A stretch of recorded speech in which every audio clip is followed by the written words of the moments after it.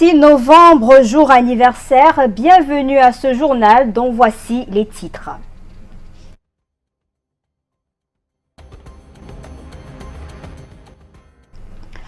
Renouveau national en 37, l'anniversaire est célébré aujourd'hui et les bilans sont dressés, celui notamment de la politique des grandes opportunités lancée il y a un an. Nous irons prendre le pouls de cette double célébration à Bamenda, au cœur même de la crise sociopolitique au Cameroun.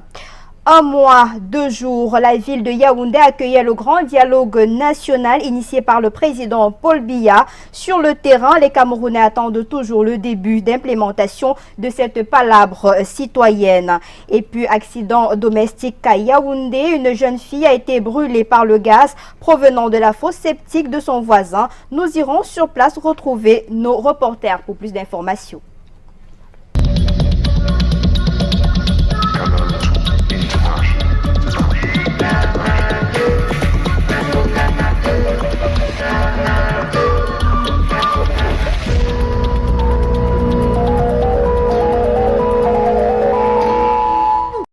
Bienvenue au 13h sur Canal 2 International. Il était une fois un 6 novembre. Le souvenir est vieux de 37 ans et il remonte en surface aujourd'hui pour célébrer l'anniversaire de la session à la magistrature suprême du président Paul Biya. Le renouveau a donc 37 ans et c'est l'occasion de diverses manifestations organisées pour réaffirmer des positions politiques, lesquelles tournent autour de ces 3 jours, les 4, 5 et 6 novembre 1982, qui ont changé le cours de l'histoire politique du Cameroun. Ce 6 novembre marque donc l'entrée en fonction du deuxième président du Cameroun devant l'Assemblée nationale et dans une ferveur populaire restée mémorable. C'était l'événement, c'était le 6 novembre 1982. Et je vous propose à l'instant d'aller écouter la réaction de quelques Camerounais rencontrés ce jour par Thierry Nana. Le président de la République est arrivé, il a trouvé que non seulement le Cameroun était en nette évolution, mais il a encore apporté beaucoup plus dans les infrastructures, vous voyez, les écoles, les hôpitaux, les routes. Beaucoup plus. Sur le plan de l'éducation, le président de la République n'a pas hésité, n'est-ce pas, à mettre les moyens nécessaires qu'il faut pour accompagner cette jeunesse qui sera, n'est-ce pas, qui prendra la relève de demain. Maintenant, sur le plan sécuritaire, nous avons vu combien depuis, n'est-ce pas, 82, notre pays est attiré par beaucoup de forces, n'est-ce pas, tapis dans l'homme. Mais je voudrais féliciter notre armée qui a toujours su défendre la patrie à tous les niveaux que ce soit. Dans tout pays au monde, un pays qui se veut grand traverse des moments que le Cameroun traverse aujourd'hui. Donc le président Paul Biya a apporté beaucoup de bonnes choses, bien que aujourd'hui on peut les voir comme n'étant pas de bonnes choses, mais je pense qu'à l'avenir le Cameroun aura une grande marge bénéficiaire de tout ça. Je vais d'abord commencer par un bilan vraiment très négatif. Très négatif parce que ici là on retrouve dans tous les plans rien n'a marché. Et on comprend rapidement que c'est tout un échec pour le président Biya. Nous sommes plongés dans une histoire de catastrophe dans les infrastructures, dans la scolarisation. Aujourd'hui on voit dans l'industrie, tout ne marche pas. Et on espère vraiment que avec les 5 ans qui restent encore au pouvoir, qui peuvent vraiment remédier à ça, pour donner un peu la fierté au Cameroun, pour que nous puissions un peu penser de lui un peu de positif. Parce que vraiment c'est tout un bilan négatif. 37 ans donc, le renouveau national mesure le chemin parcouru jusqu'ici. L'anniversaire de l'accession de Paul Biya au pouvoir se célèbre donc ce 6 novembre et donne lieu à diverses manifestations à travers les 10 régions du Cameroun, ponctuées justement d'un bilan de presque 4 décennies de l'histoire nationale. En bonne place dans ce regard en arrière, un gros plan sur la la politique des grandes opportunités lancées justement il y a un an, puisqu'on parle ce 6 novembre d'un double événement. Je vous propose d'écouter une attitude du président Paul Biya il y a un an. Qu'il me soit tout d'abord permis de remercier Monsieur le Président de l'Assemblée nationale pour ses paroles de bienvenue et ses encouragements au début de ce nouveau mandat. Je tiens à exprimer une fois encore devant vous ma reconnaissance au peuple camerounais de m'avoir renouvelé sa confiance. Celle-ci sera pour moi un soutien indispensable dans l'exercice des hautes responsabilités que j'aurai à assumer au cours des prochaines années. Le serment que je viens de prêter devant le peuple, selon les termes de l'article 7 de notre Constitution, en présence de ses représentants, revêt une haute valeur symbolique à un double titre. Il implique une fidélité absolue aux institutions de la République, à laquelle je ne saurais déroger. C'était donc là le président Paul Biya il y a un an pour ce septennat des grandes opportunités. Et parmi les villes qui célèbrent donc ce double événement, on a la ville de Bamenda dans la région du nord-ouest Cameroun. Le réveil a été très lourd ce matin. La zone est sensible. La population vit ce moment dans un contexte particulier au regard de la crise sociopolitique qui sévit actuellement. Toute la ville est quadrillée, tel que nous le précise notre reporter qu'on va aller immédiatement retrouver sur place, Brand Kamga. Bonjour, comment se sont réveillées les populations de Bamenda ce 6 novembre?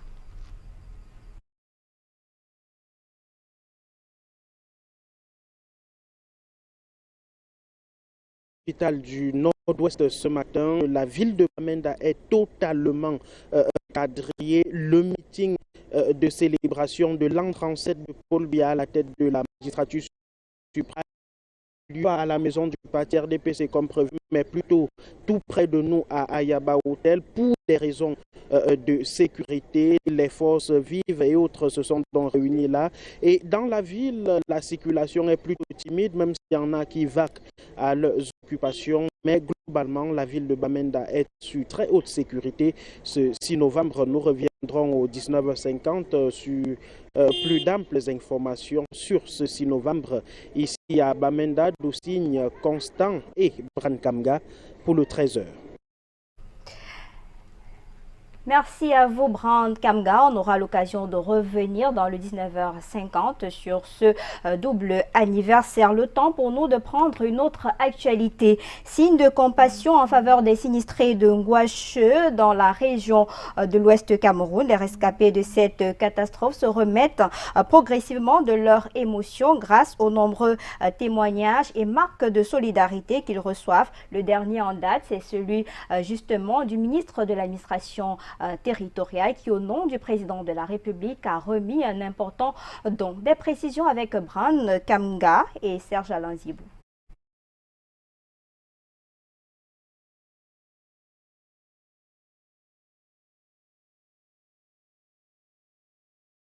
On reviendra donc certainement sur cette information. Le temps de préciser que parmi les victimes de Ngouache, 30 personnes originaires du groupement Bamendou. Là, nous sommes dans le département de la Menois.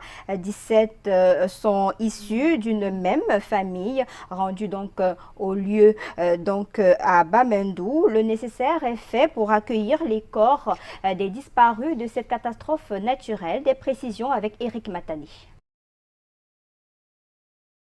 Constellation et émotion, c'est l'ambiance qui prévaut à Bamendou au sein des familles affectées par la disparition de certains de leurs proches suite à l'éboulement de terre au quartier Ngouache dans le 3e arrondissement de Bafoussam.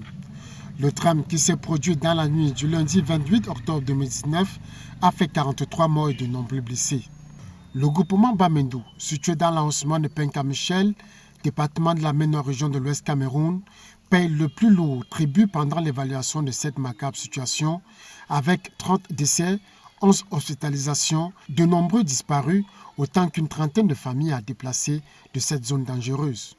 Depuis ce jour, les populations de Bamendo portent le deuil.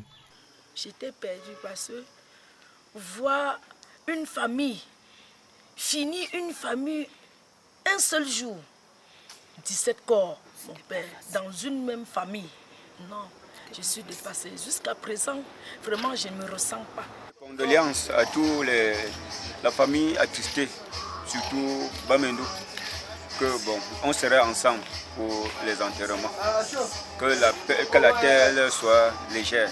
Rendu ce jour auprès des familles éplorées, nous avons rencontré le maire et le sous-préfet de l'arrondissement de Penka Michel, venus réconforter les familles. Mais avant, ils ont fait un tour sur le site du sinistre. Je peux être consterné parce que lorsque toute une famille comme ça disparaît, à fleur de l'âge, je me dis qu'il y a un mauvais sort qui s'est abattu sur nous et puis que ça s'arrive comme ça.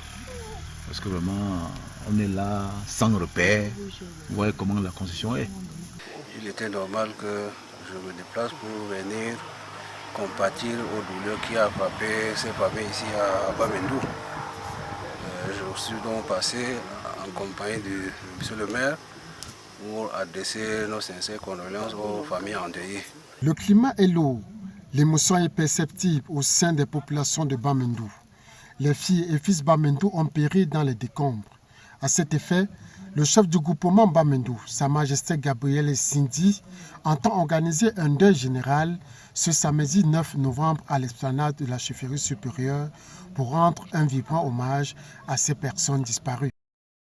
Retour à présent sur cet élément annoncé tout à l'heure, la remise d'un important don du président de la République aux sinistrés de Ngouache par le ministre de l'administration territoriale en présence de nombreuses personnalités. Brand Kamga.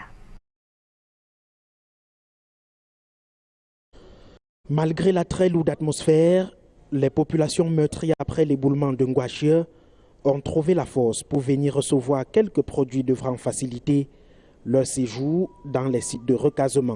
Je suis très content. Nous ne savions pas que quelqu'un devait être derrière nous. Depuis ce jour jusqu'à aujourd'hui, je suis très content de ce que le président Paul Biya a fait pour nous. J'ai vraiment la joie dans le cœur. Je dis grandement merci au couple présidentiel pour ce don. À l'esplanade de la place des fêtes de Bafoussam, ce 5 novembre, 154 familles reçoivent chacune 2 matelas, 3 couvertures, un kit sanitaire, des denrées alimentaires, 10 cubiténaires pour retenir de l'eau potable, une fois dans les sites de recasement. Le groupe présidentiel m'a dépêché encore aujourd'hui de vous apporter cette assistance qui vous permettra de vous installer provisoirement là où vous êtes en train de partir. Une action du couple présidentiel une semaine après le drame de Ngouache. Une réunion dans les services du gouverneur de la région de l'Ouest a permis de faire la lumière sur l'encadrement juridique de la répartition de l'aide de 200 millions de francs CFA aux familles des victimes et sinistrées. L'hommage aux 43 morts de cet incident est prévu samedi 9 novembre, suivi de l'inhumation et des lamentations en famille. Et toujours en rapport avec cette catastrophe naturelle de Ngouache dans la région de l'Ouest Cameroun, les évêques de la province ecclésiastique de Douala sont réunis depuis 2 jours à Edéa dans la Sanaga maritime pour prier pour les familles des victimes de Ngouache et appellent le gouvernement à prévenir désormais cette catastrophe. Je vous propose d'écouter une attitude de Abraham Comé, donc c'est le président de la conférence épiscopale nationale au micro de Christian Bock.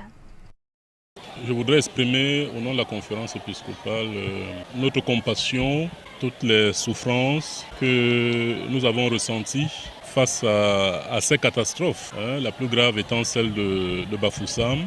Mais à Yaoundé aussi, il y a eu une perte en vie humaine. Lorsqu'un homme meurt dans ces circonstances-là, eh bien, on ne peut que s'émouvoir. Il est un devoir pour nous de présenter ces gens-là à Dieu, à la miséricorde de Dieu. Pour nous, tout homme, le but final, pour tout homme, c'est de se retrouver avec Dieu. Nous le présentons à Dieu pour qu'il les accueille.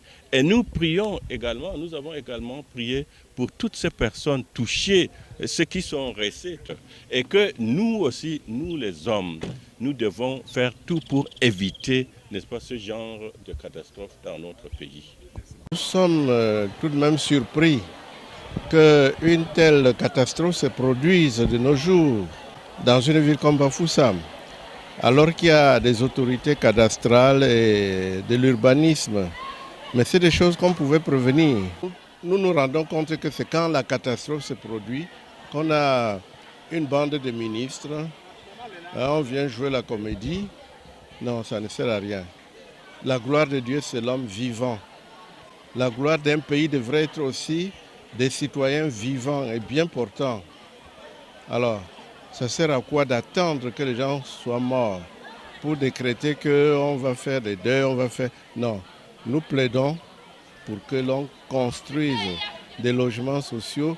Nous plaidons aussi pour que les autorités compétentes en matière de protection civile jouent leur rôle. Vous avez donc suivi là, respectivement, Samuel Cléda de l'archidiocèse de Douala et Monseigneur Dieudonné Ouassio de l'archidiocèse de Bafoussam au micro de Christian Bock. On reviendra certainement sur cette information. Le temps pour nous de préciser qu'en hommage donc à ces victimes de Ngouache, une cérémonie d'hommage aux décédés et disparus de Ngouache est prévue à la place des fêtes de Bafoussam à partir de 10h samedi prochain. Le Premier ministre Joseph John Gouté va représenter le président Paul Biya à cette cérémonie funéraire. Le gouverneur Awa Fonka Augustine appelle à la mobilisation de tous. Nous y reviendrons certainement. Dans le registre des faits de société, une jeune fille brûlée par le gaz émanant d'une fosse septique de son voisin alors que cette dernière se rendait ce matin à la cuisine pour faire le petit déjeuner. On va immédiatement aller à Yaoundé, essayer de retrouver sur place Delphine Fonkou-Téné pour avoir plus de précisions. Bonjour Delphine. Bonjour, nous sommes au lieu dit Mimboman Plateau à Yaoundé. Une détonation crée la panique au sein de la population à l'origine des gaz issus d'une fosse septique. Pour en savoir davantage, nous nous rapprochons du chef de quartier qui nous éclaire. Monsieur, bonjour. Bonjour, madame. Voilà, dites-nous exactement ce qui s'est passé ce matin. En réalité, au départ de l'action, j'étais hors du quartier. Vers 7h, on m'a appelé que j'avais griffe de toute urgence. Et j'ai trouvé les sapeurs-pompiers, tous les corps, police, gendarmerie. On a appelé le ministère des Mines, on a commencé les recherches parce qu'il y a eu une déflagration dans une cuisine. Il n'y a pas eu le feu, mais la toiture a été soufflée avec le plafond. Les vitres de toutes les maisons de la concession sont cassées, les ampoules se sont détachées. Et l'enfant qui était à l'entrée de la cuisine, une fille d'environ 19 ans, a connu des blessures, a eu des blessures graves même. On a dit c'est au 2e degré, j'ai trouvé qu'on l'avait déjà mené à l'hôpital. Lorsque le ministère des Mines est arrivé, le délégué, dans des investigations, on a longuement fouillé. Et lorsqu'on va dans la concession voisine, on découvre que les fosses septiques étaient pleines. Elles ne sont pas aérées, enfin, elles n'ont pas de voie d'aération. Il y aurait donc eu condensation de gaz et qui a cherché une fuite. Or, cette fosse est directement collée au mur de la cuisine, là où il y a eu l'événement s'est produit. Et on a découvert des fissures qui ont laissé échapper ce gaz qui a causé l'explosion. À ma connaissance, c'est tout ce que je peux dire. Voilà. Et pour l'heure, la jeune fille de 18 ans, élève en classe de terminale, est encore internée dans un hôpital de la place. Et nous sommes encore sur le site, au lieu d'Imimboman Plateau, ici à Yaoundé. Michel Foucault et Delphine Fonkou-Téné pour le 13h. Merci Delphine et courage à elle. Dans le registre toujours de l'actualité, cela fait exactement 1 mois et 2 jours après le grand dialogue national initié au Palais des Congrès de Yaoundé par le président de la République. Sur le terrain, les populations attendent toujours l'implémentation des résolutions prises lors de ces quelques jours de cette palabre nationale dans les régions du sud-ouest et du nord-ouest. Les populations attendent toujours encore et encore. Des précisions avec Patrick Christian Dobo à Nicolis. 1 mois après la fin des travaux du Grand Dialogue national, la mise en œuvre des conclusions issues des travaux des participants reste toujours attendue dans la région du Nord-Ouest. Le rendez-vous du Grand Dialogue était supposé apporter une solution à la crise. Mais 1 mois après, personne ne sait exactement ce qu'il en est. Les Camerounais sont dans l'expectation et attendent la réaction du chef de l'État. Nous avons eu beaucoup d'atrocités même après le Grand Dialogue. Même parmi les participants à ces assises de Yaoundé, l'attente de la mise en œuvre du contenu du rapport final de ces travaux est plus qu'attendue. Mais je déplore le fait que certains aspects essentiels aient été mis à l'écart dans le rapport final. Nous attendons néanmoins la mise en exécution de tout ce qui a été convenu. De la capitale régionale du Nord-Ouest, le citoyen lambda manifeste lui aussi son désir de voir l'impact des fruits attendus de ce conclave de tous les espoirs. Nous attendons la reprise d'activité. Après le Grand Dialogue national, on espérait un flux de mouvements et d'opérations économiques, mais on attend toujours.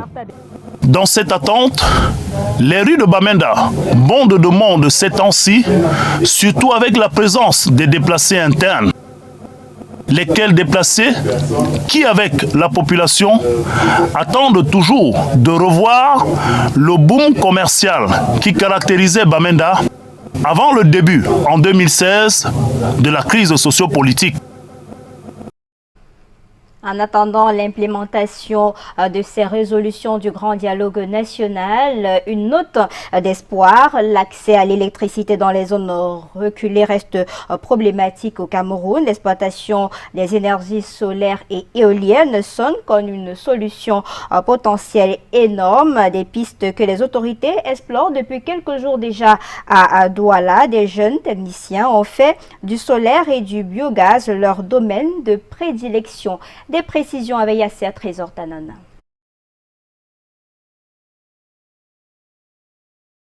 Des jeunes Camerounais en pleine installation des panneaux solaires. L'une des solutions immédiates au problème de délestage, bien adaptée aussi pour les zones enclavées. En dehors de la pratique, théoriquement les populations doivent avoir une idée des énergies renouvelables. À l'entrée de la gare Bessengue à Douala, ces électriciens passionnés édifient les visiteurs à l'occasion de leur journée portes ouvertes. Nous, on s'est rendu compte, après nos multiples installations, que beaucoup de personnes n'avaient jamais entendu du solaire, ne savent pas que le système solaire existe, ne connaissent pas l'impact que le solaire peut apporter dans leurs besoins quotidiens. Quelques ateliers sont présentés comme ce système de pompage d'eau. Et nous avons le dispositif de protection et de contrôle de la pompe qui alimente la pompe en électricité ou bien en courant continu. Et nous avons les panneaux sur le toit, 2 panneaux de 250 watts pour alimenter cette pompe. Ici, c'est un système de pompe à injection directe.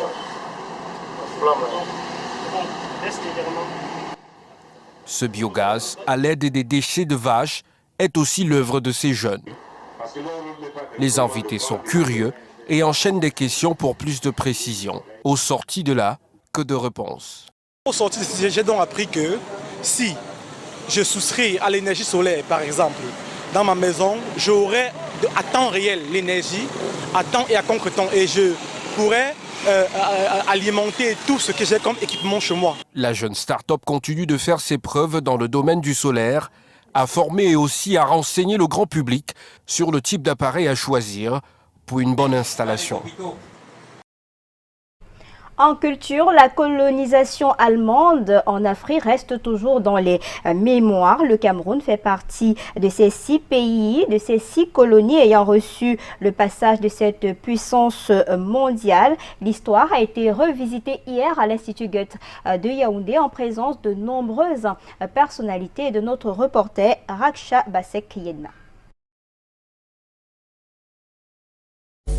Au Cameroun comme ailleurs, les vestiges de la colonisation allemande font fi de son passage. Puissance coloniale il a été, l'Allemagne au Cameroun est dans les fondations de 5 autres différentes nations africaines, à savoir la Tanzanie, le Togo, le Rwanda, la Namibie et le Burundi. Pour eux, il est temps de porter le poids de la mémoire au regard de la colonisation allemande en Afrique et de partager la même sensibilité. On veut qu'on parle de la passé coloniale allemande, surtout d'une perspective africaine, d'une perspective camerounaise, tanzanienne, togolaise, namibienne, parce qu'on a aussi remarqué que le discours sur la passé coloniale allemande, c'est très différent dans chaque pays. Et on veut que les discours se mettent ensemble dans un lieu pour qu'on se rencontre, qu'on se discute et avoir un avenir positif. Identifier les thèmes, les réminiscences, la récupération et la réinvention de la colonisation allemande sur les colonies. Ce moment de commémoration a permis aux mentors de choisir des artistes experts en la colonisation de chaque colonie passée pour étaler leur production dans toutes les différentes sociétés, mais aussi voir au-delà de toute forme de colonisation. On a décidé de toucher à plusieurs disciplines. Nous avons touché au théâtre, nous avons touché à la performance. Il va y avoir des spectacles qui vont faire le deuil. Il va y avoir de la musique, il va y avoir de la danse, de la littérature. On va parler de ce fait colonial et de ce que nous, Africains, en avons fait. Le fardeau, la mémoire, le deuil, la réclamation, la résistance sont les différents thèmes soulevés pendant cette semaine de flashback colonial allemande. En quelques 34 productions artistiques, l'orientation est donc la même. Avoir un regard pas toujours négatif de la colonisation allemande, mais en tirer aussi des leçons, pourquoi pas positives. De la culture au sport, c'est un seul pas. On s'intéresse donc au judo dans ce 13h, encore 48 heures pour le kick-off de l'Open international sur le terrain. Les préparatifs vont bon en train. Le comité d'organisation, tout est fin prêt. 29 pays sont attendus pour plus d'une centaine de judokas en quête des tickets qualificatifs pour les Jeux Olympiques Tokyo 2020. On va immédiatement aller retrouver Alex Lembe au Palais des Sports pour plus d'informations. Bonjour Alex Lembe. Effectivement, vous devez le constater, nous sommes bel et bien ici au Palais des Sports de Yaoundé, un palais des sports qui sera en effervescence pendant le week-end et précisément dans 48 heures avec l'Open international de judo qui va se dérouler justement là où vous voyez là derrière. Et là ce tarmac sera plein de tatamis, ces tatamis qui vont permettre aux uns et aux autres judokas du monde entier qui viendront chercher comme ça les points pour les qualifications des Jeux Olympiques Tokyo 2020.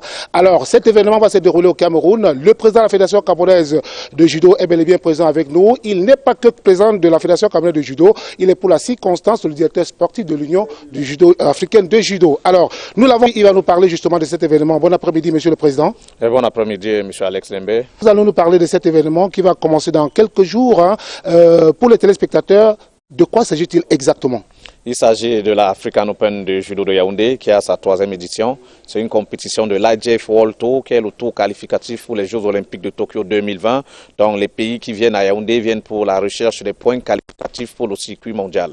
Et ces points qualificatifs sont attribués aux 18 premiers de chaque catégorie en dames et en messieurs. Donc ce sera un événement très couru, un événement très fort parce que nous avons des pays par exemple comme les États-Unis qui viendront, l'Argentine, l'Azerbaïdjan, le Cap-Vert, le Maroc, le Cameroun bien entendu, le Botswana, donc les équipes viennent pour rechercher les points pour aller à Tokyo en 2020. Alors nous sommes des véritables concurrents.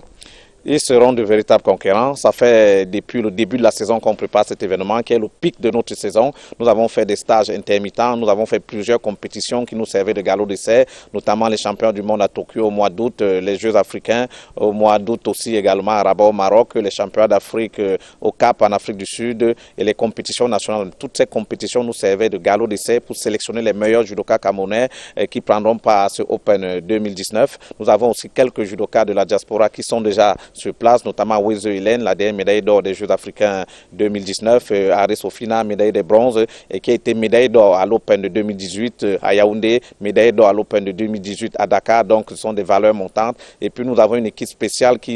Où devront se dérouler ces championnats d'Afrique de judo. Alex Lembès, Samuel Bogbis, Tabik Lakson pour le 13h. Merci à vous Alex Lembé, c'est la fin de ce journal. Toutes nos excuses pour les problèmes techniques rencontrés tout au long de cette édition. Demain, c'est un autre jour. À demain donc, 13h.